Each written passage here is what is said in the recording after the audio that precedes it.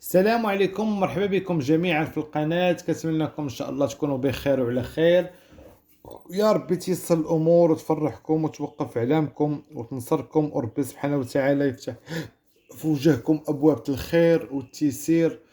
واللي مريض الله يشافيه، واللي عنده شي غرض ديال الخير الله يبلغ المقصود، واللي واقف على شي وريقات ولا على شي دعوة ولا على شي حاجة الله يسهل ليه الامور والله يجيب ليه الحق ديالو. اليوم غادي نديرو الفال والقراءة، وطالع لصاحبة البشرة البيضاء، وكنتمنى تكون قراءة الخير والتيسير على جميع المتتبعين. فنبدأ.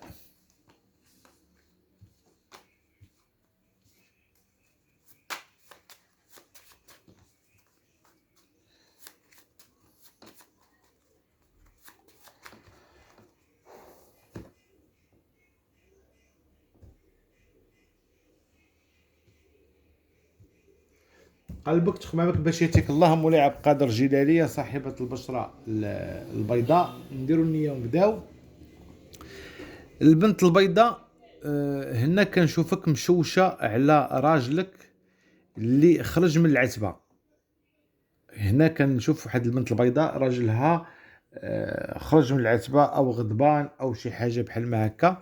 كذلك كيعطيني الفال ان البنت البيضاء قلبها مضيوم وباكية بدموع على نجومة الليل، وحاسة بالحقرة وحاسة بالحياة توقفات في عينك. ما بقى حتى شي حاجة كتفرحك، حتى شي حاجة ما كتعمر عينك، حتى شي حاجة ما كتدوز لك بسلام.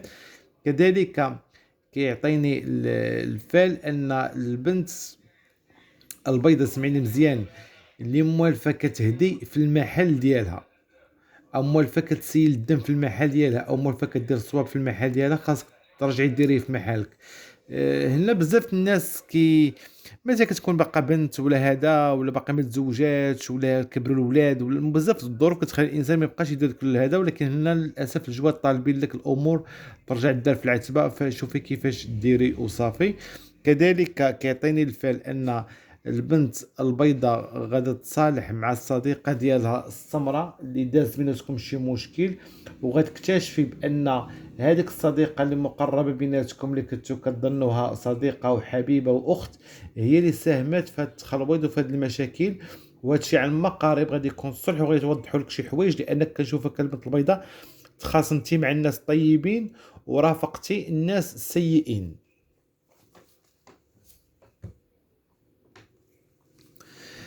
البيضاء تخمامك، هنا كنشوفك البيضاء كتحلمي بزاف بالعدوزه ديالك، كتوقف عليك بزاف.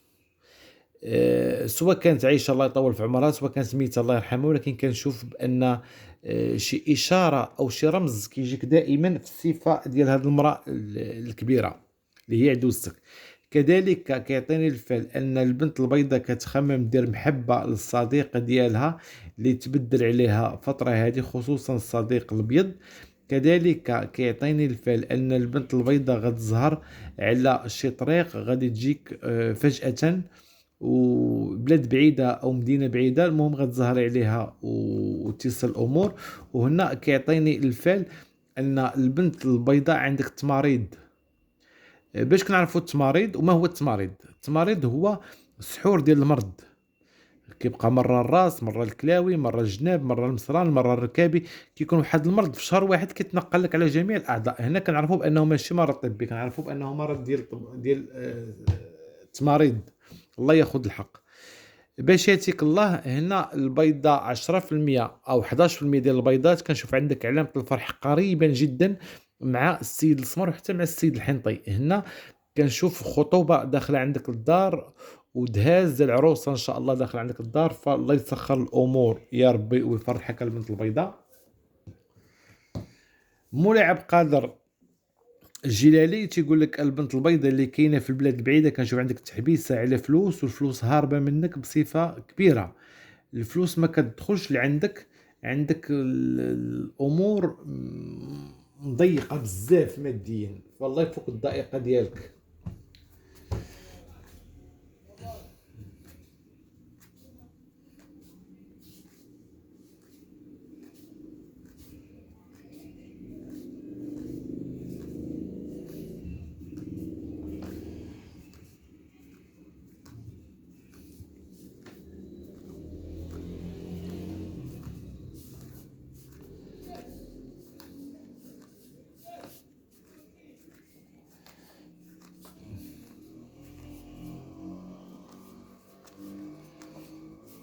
مزيان.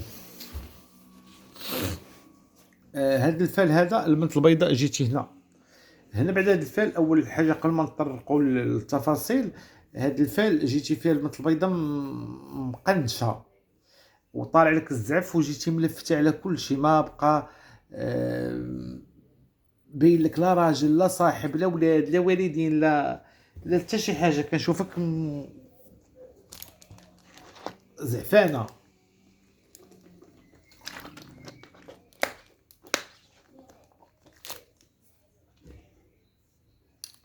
الحمد لله. كذلك كيعطيني هاد الفال ان واحد النسبه ديال البنات البيضات عندكم السحور ديال الدم. سمعيني مزيان، سمعيني، هاد النقطه مهمه. البنت البيضاء المتزوجه او اللي كانت مزوجه ودوزتك فايته جابت لك قنيه ارنب او جابت لك فروج حي وداكشي تتباع عندك في الدار، فهنا كنقول لك عندك السحور ديال الدم. شي حاجه دارت لك بالدم، ما عرفتش التفاصيل بالضبط، ولكن كاينه شي حاجه بحال ما هكا. فاللي وقع لها هذه الحادثه ولا فايته وقع لها تواصل معنا. كذلك استغفر الله العظيم. كذلك كيعطيني الفال ان البنت البيضاء شديتي طريق فهاد الشهر هذا لدار عائلة راجلك، وجيتي من داك الطريق ديال عائلته كتموتي او مرضتي عندهم او تبدل عندك الجو او وقعت شي حاجه صحيه ماشي هي هذيك، تنقول لك هذاك الناس نعسوك على شي حاجه او خطاوك شي حاجه كانوا موجدينها لك، فبطلي وان شاء الله ما يوقع حتى شي حاجه اخرى. غادي ندوزو ونتكلموا اول حاجه على البنت البيضاء العزبه اللي باقا ما مداتش يدها الحنه، او البنت البيضاء المتاخره عن الزواج. هنا كيعطيني الفال ان البنت البيضاء العزبه كنشوفك مضيومه وكتبكي بزاف. والبنت البيضاء سمعني مزيان، البنت البيضاء العزبه اللي فين ما كتسمع الخطاب جايين او شي واحد باغي يدوي فك كترفضي بواحد الشكل باقي ما عرفتيش شنو كاين، وكترفضي وكيجيك واحد الخلعه وكتجيك واحد العرقه وكتجيك واحد الدهشه وكتحلمي بزاف بانك مسافره، وكتحلمي بالحيوانات وكتحلمي بالموتى وكتحلمي دا عارفه راسك راه عندك مانع كيجي على طريق السحور، كيجي على طريق الثقاف، كيجي على طريق المس. المانع موقف لك حياتك وما باغيكش تزوجي، فحاربي داكشي اللي عندك محندك صغيره، لان هذه سنه الحياه. ما يمكنش تبقاي بحال ما هكاك كيدوم على وجه الله. والديك ما يدوموش لك، خوتك ما يدوموش يدوموا لك، خاصك تكوني اسره وتزيدي لقدام. فهاد الشيء البنت البيضاء كنشوف عندك وقف الحال، حالك واقف نهائيا، فالله يفرج الامور ويصوب من عنده.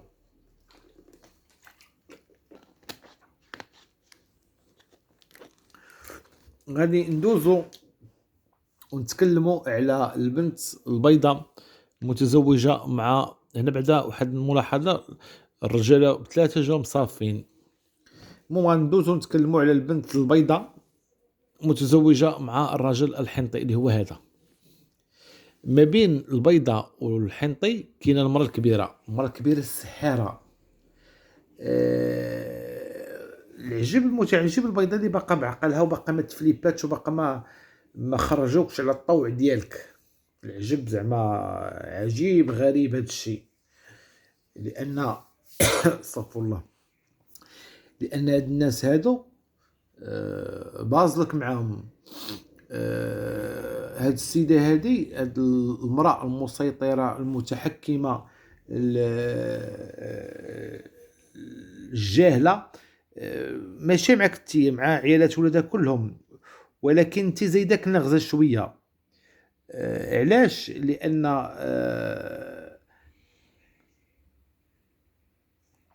ما عرفتش واش الولد عزيز عليه بزاف ولا هو بكرها، ولا ما عرفتش شنو هو السبب بالضبط. فكنشوف بان هاد السيده هذه مركزه معكم بزاف، وعندها اثار ديك، عندها شعرك ولا عندها شي حاجه او تصاورك او تصاور برا العادي، ولكن كنظن هذا شي اثر كبر، شي حوايج ولا شعر ولا ظفر ولا شي حاجه منك نتيا. فهنا البيضه اللي مع الحنطي كنشوفك صراحه هاد 3 شهور او 4 شهور الاخرى انت وياه شد ليا نقطع لك، قول لي نقول لك شد لي نقطع لك، وليتي كتفاديه وليتي كتهربي منه. كيكون داخل الدار صافي كتعرفي راه بدايه الحبس، دخل الحبس صافي. بداو المشاكل. غادي ننتقلوا ونتكلموا على البنت البيضاء المتزوجه مع الرجل الابيض. الابيض هنا حتى هو جيتي مغيره انت وياه. وهنا كيعطيني الفال بان البنت البيضاء عندك واحد وتشور الابيض، كاين تدخل ديال العائله ديالو هو. وكنشوف بان اللي راجلها الابيض هو وخوه ما كيتفارقوش، او باغي نديروا شي خدمه او باغي نديروا شي حاجه، كنشوف انه غيتنصب عليه او غيفشل هذا المشروع وما غاديش يظهر نهائيا. فالابيض راسو قاصح، انت تهضري معاه في الشرق وهو يهضر معاك في الغرب وكيدير يسمع لك، ولكن كيدير داك الشيء اللي قال لي عقله.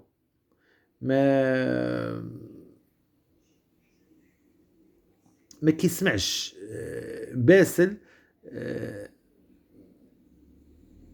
ما عرفتش كيف نقول لك، الراس ديالو ماشي هو هذاك. فكيعطيني كاين واحد النوع ديال شنو نقول لك، القصوحيه ديال الراس، والابيض حاس براسو لحد درجه ما كتصورش. يعني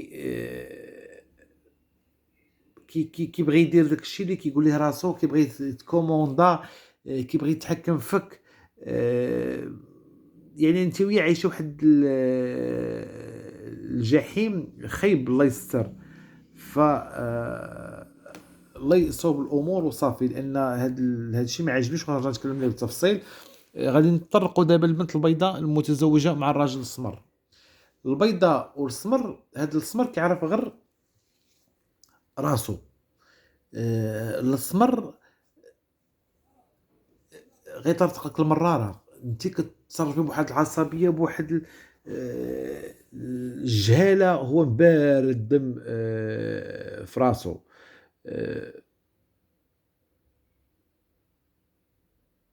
فالسمر ديما مغيره شويه، ديما مقنشين، وعنده العلاقات الثلاثيه وغدار وكذاب. وهنا واحد 5% ديال البنات البيضات كنشوف ان السمر عنده تركه اخرى غير التركه اللي ولد معاه. كيعرفش واش وحده ولدات معاه هكاك ولا فايت مزوج ومطلق مع شي امراه اخرى. ما واضحش ليا الفال ديالكم بالضبط اشنو كاين. ممكن تخرجي عنده شي طريقه اخرى، ماشي كلشي السمرين، واحد النسبه. فالسمر هنا كنشوفوا دعاويك راه خارجين فيه. راه هو كيهز رجل كتغرق ليه رجل، كيهز رجل تغرق ليه الاخرى. ف الله يهديه على راسو، الله يهديه صراحه.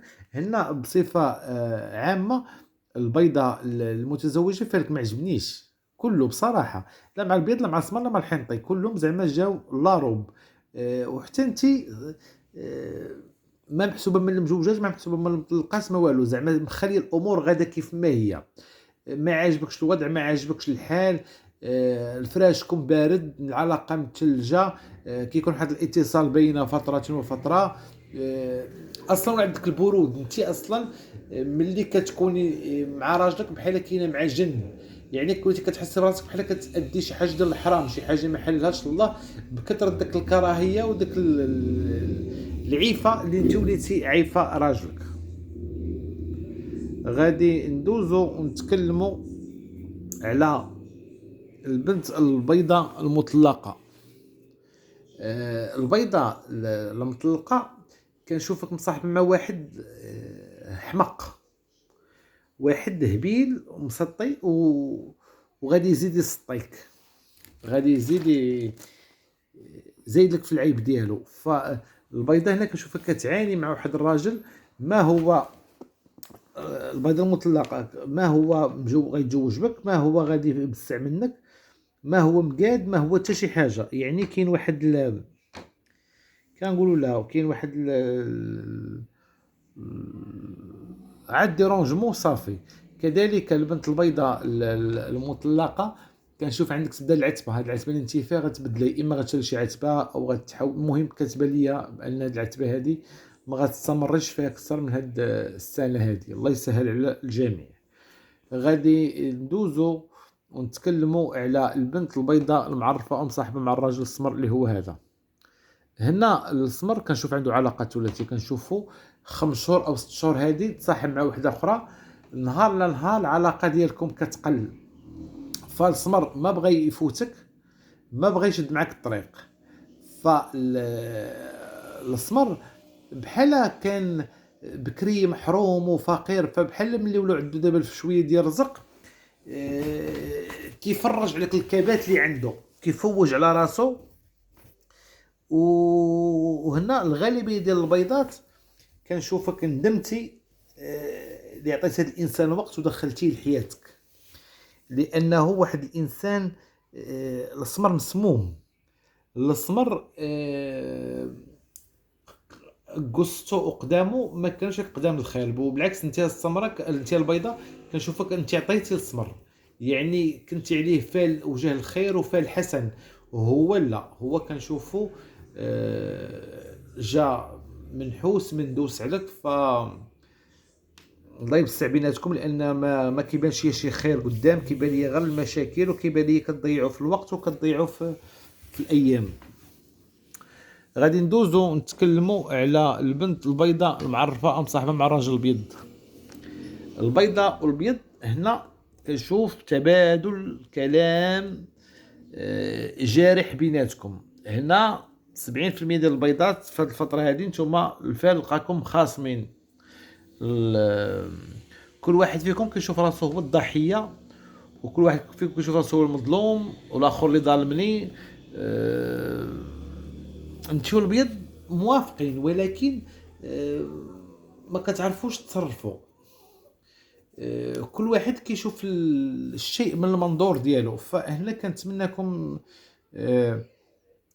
شويه تحضروا عقلكم وتزيدوا وتخليوا المسيره ديروا غادي تصالحها البنت البيضاء مع البيض، ولكن تكيسي شويه وتصرفي بالحكمه وبالعقل. غادي ندوزو ونتكلموا على البنت البيضاء المعرفه او مصاحبه مع الراجل الحنطي اللي هو هذا. الحنطي حتى هو جاني في الفيلم، ماشي هو داك عنده علاقه ثلاثيه. السيد عايش حياته، خاصو يغبر ويجي ويلقاك انت واجده، خاصك ما تلوميش، ما تهضريش، ما تتكلميش. مشكاك الحنطي، مشكاك ومغيار، ومن لا شيء كيدير اشياء وكيتوهم وكيكذب ويتيق. ما بصراحه ما الحنطي سالب للطاقه. الحنطي عنده شي نوضات وشي طرق كيتصرف بهم بصراحه ما عجبنيش. فالله يجيب لك ما احسن منه، حتى هو الله يسخر ليه. غادي ندوزو نتكلموا على البنت البيضاء اللي عايشه في البلاد البعيده. هي هذه البنت البيضاء اللي في البلاد البعيده، كنشوفك كيجوك شي احلام خايبه في الليل. هنا كاين ما كتنعش كاع. والبنت البيضاء اللي في البلاد البعيده، كنشوفك طلقتي مع السيد ومازال تريكتو تابعينك. هاد الناس ما عرفتهمش فين باغيين يوصلوك. والبنت البيضاء اللي في البلاد البعيده، انتبهي بزاف لولدك، ماشي لبنتك، انتبهي بزاف لولدك. كنشوف خروج عن السيطره، كنشوف شي حوايج اللي ماشي هما هادوك، فردي بالك بزاف لهاد الوليد هذا. هنا كنكون وصلنا نهايه الفال ديالنا. من هنا الفال المقبل كنتمنىكم ان شاء الله كلكم تكونوا بخير على خير ودمتم سالمين ان شاء الله.